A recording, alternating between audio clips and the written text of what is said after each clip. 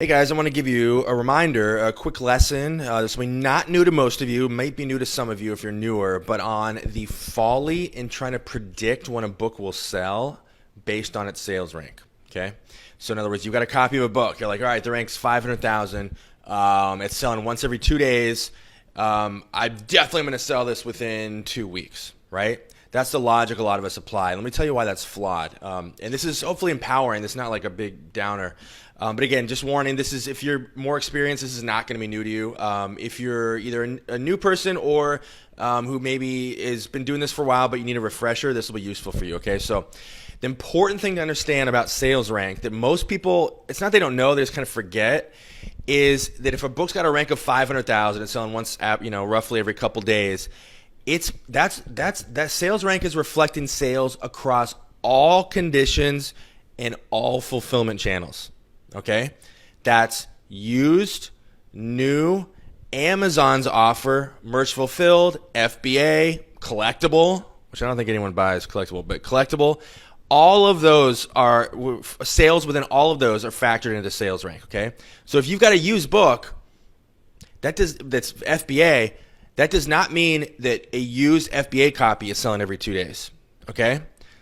Most of you are like, yeah, no, duh, of course. But a couple of you are like, oh, I didn't realize that. So yeah, that's how it works. Okay. Now it does not mean, because I gave you like 6 categories, that does not mean that the sales are divided evenly 6 ways. It's not like, okay, so now it's once every 12 days because you got one copy from collectible, and then that's not how it works. It's not everything's divided. Some categories sell way more than others. Now there's some speculation. I don't know. And no one really knows, but Amazon itself, meaning like if a book is being sold by Amazon, that might gobble up a literal majority of the sales. It's going to depend on the book. It's going to depend on a lot of things, how much higher Amazon is than others. People prefer to buy from Amazon. People are willing to pay a little bit more to get a book directly from Amazon, right? I don't mean FBA. I mean actually from Amazon Incorporated, whatever. So that's why, I always tell you, don't price like 15 cents below Amazon's price, because most people are willing to pay more than 15 cents more to get Amazon's offer, because people just love to buy from Amazon. There's trust. They know it's new. They know there's no mystery involved in purchasing from Amazon. You know exactly what you're going to get, right? So the point is, we don't know how the sales are divided, right? Here's what we do know. Or what I know from my experience. The used tends to sell more than new. And I'm kind of jumping ahead here, but another factor, well, let's state in my point for a second. Used sells more than new. Amazon might sell more than everything, meaning used sells more than used. FBA or merch fulfilled sells more copies than new or merch fulfilled. Or new merch fulfilled or FBA. And Amazon might sell more than all of those, right? We don't really know, okay? I do know that if you got 2 books that are priced, not necessarily exactly the same, but you've got a book that's matched with the new condition let's say matched with the lowest new condition offer, and if you're selling a book that's in new condition and you're the lowest price, and you're selling the same book in used condition, you're the lowest used price, the used copy is going to sell first most of the time. In other words, I do know from experience that used sells more than new, which is a little bit counterintuitive, but that is my experience has bore that out. Okay, so the point is, this is just one part of all the different factors, all the different reasons that sales rank is not something you can rely on to predict within a very accurate range when a book's going to sell. Is that the sales rank reflects sales across all those different things, right? Used, new, merch fulfilled, Amazon, collectible, etc. Okay, so that's important to understand. So number 2, and I kind of just touched on this, is another factor as to whether or not your book may not be the next sale is it used or new, right? So I just talked about this. Used books sell more than new. It's weird, sort of, kind of doesn't make sense, except it sort of does, because new tends to be, the new books tend to be more expensive than used books, so it makes sense on that level. My belief is that just the customer is simply, when you're buying a book, you don't care if it's new or used. It's not like a toy. You buy a used toy, you don't know what you're getting, right? It's like, I don't know where this has been. You buy a used book, it's just a used book. There's no stigma. There's no there's not a lot that can go wrong. I mean, yeah, you can get a damaged book, but the point is a used book is just as functional as a new book, right? Unless you're given as a gift. Okay, so that's the next thing. Is your book new or used? That's a reason your book may not be the next sale. The next factor is your condition. So again, if people are like, oh, well, my book's ranked 500,000 and it's been 3 weeks, it hasn't sold, what's going on? Well, another factor might be condition. If your book is obviously if it's in acceptable condition, it's going to sell a little bit slower, right? But even if your book is in good condition, I don't think it matters that much. I don't want you guys to freak out and be like, oh, I can't buy in good condition anymore. That's not what I'm saying. But if you've got two books that are like a penny apart, yeah, there's a certain percentage of buyers that might just pay the extra penny to get the very good condition book, right? We don't really know how buyer behavior is on it. Like we don't.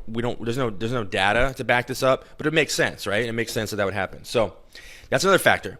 Do you have is your price within a very narrow range, like 5 cents, of a bunch of other books that are in better condition? Now, again, I don't want you to freak you out. Be like, oh, I always have to be the best condition. No, I'm just saying this may cost you to lose some sales. Or I'm just sort of I'm listing out all the factors that would cause your book to not be the very next sale, right? So another thing to keep in mind, the worse condition your book is, it may cost you some sales, right? But what I think is even bigger than that, what I think is actually even bigger than condition, is the condition description. Now, this is actually, I'll be totally transparent. This is one thing where I have actually changed my tune a little bit. I never said condition description like doesn't matter at all, but I was definitely like dismissive of it as being a major factor in sales, and I've since sort of come around to a different opinion. Mostly, I was hesitating here, mostly because I've seen what a lot of you guys do wrong. And the mistakes that a lot of people make aren't mistakes I've ever made. So because my books did well, and I could see my books were selling better, compared to other people, and they weren't, because my condition descriptions always, I think from the beginning, my condition descriptions were good. I never made a lot of the mistakes I've seen other people make. And when I see mistakes other people make, and I read their condition descriptions, it's one thing to look at it from the perspective of a buyer. Like if you're just looking for books to buy, you're like, oh, that condition description sucks or whatever. But like when you're looking at it you're looking at someone who's actually trying to sell FBA, like a Zen Arbitrage member. When I look at when people send me their storefront, and I realize and they're like, I'm not getting sales. And I'm like, oh, well, just go change this in the description. And then their sales just go up. I realize how powerful it can be. I don't think I made a lot of those mistakes. I think I've done it I've made some changes to my condition descriptions as the years go by, but I think I avoided a lot of the bigger mistakes. So I never really saw that like sales just going dead. So here's a story. Actually, to back up my point here, if you want to see how powerful condition descriptions can be, if you're watching this on Facebook, go in the videos tab and go back to I think it's like January. If you're watching this super late, it'll be January of 2020. Go back to January, and there was somebody who said this exact thing. They emailed me like, "Oh my God, I'm not getting sales," and I'm like, "Try this. Tweak your condition description. Your condition description sucks." And they went from I think it was like 0 or something close to 0 sales, and within 1 day, or maybe it was 2 days, they did $1,000 in sales. The only variable was that they tweaked their condition description based on what I described. And I'm not going to go into the whole thing. Go watch that video. But basically, your condition description has to speak to the buyer. A lot of people just write condition descriptions that are like for themselves, or they make no sense, or they contain no relevant information that the buyer is looking for, right? So your condition description, if it sucks, someone else is going to be getting sales. Okay, a lot of people will buy from you and they won't even read the condition description. But the ones that do, and if yours sucks, they're going to pass on you. So that's another big one, right? So, and the other big one as to why you may not be the next sale and why it's so difficult to predict when a book will sell based on sales rank is, I don't, if I was going to look at your book, if I was going to say, hey, you're buying a book ranked 500,000 average, like it's definitely going to sell in 2 weeks. Like the reason I can't answer that, I can't know that, is I don't know how aggressively you're going to price, right? If you're priced $10 above the lowest merch fulfilled, cool, you'll get a quicker sale, right? If you're priced $150 above, yeah, there's no reason it wouldn't sell. It won't sell eventually, but you're going to lose some sales because you're priced so aggressively, right? So not knowing how aggressively you're going to price would make it impossible to predict. Because again, it's not that it's not that Prime subscribers just have blank checkbooks and they can just pay any amount for anything to get it second day, right? There's a limit.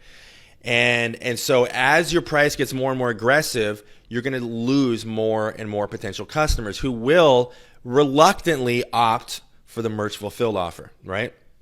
So that's important to keep in mind. So all of these factors combine to make it impossible to predict. And there's probably, I'm sure there's more that I'm missing. Make it impossible to predict whether or not, when your book will sell based on sales rank, right? There's so many variables. And I didn't even mention, actually, the biggest one of all, I didn't want to go down this road. How often are you repricing, right? It's like you list a book for sale and you don't edit your prices. Of course, you're going to get underpriced. And then, that one's the most obvious one, right? And it's the biggest one of all. So it's like, these are the questions I ask people when they email me and they go, hey, this book ranked 500,000. Like, I want to know, when this book is going to sell. I go, I don't know what condition you're listing it in. I go, I don't know what your condition description is. I don't know how aggressively you're pricing. I don't know how often you're repricing. All of these things play a role. And without knowing those things, it's impossible to predict. And even if you do know those things, there's still that uncertainty, right? We still can't know.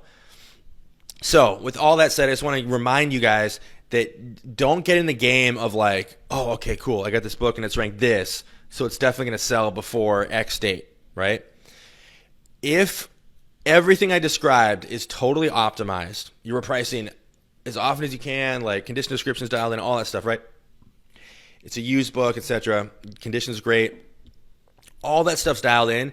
There's still an element of uncertainty. You're going to increase your odds dramatically of being the next sale, but there's still an element of uncertainty. Okay, so that's all. The only point of all this is like, don't get hung up on trying to eliminate and remove any randomness or uncertainty from your business. Right? Ultimately, it's left to the Amazon customer gods, and we have to release our need to control the situation. Does that make sense? I know I'm getting really Buddha here, really Zen.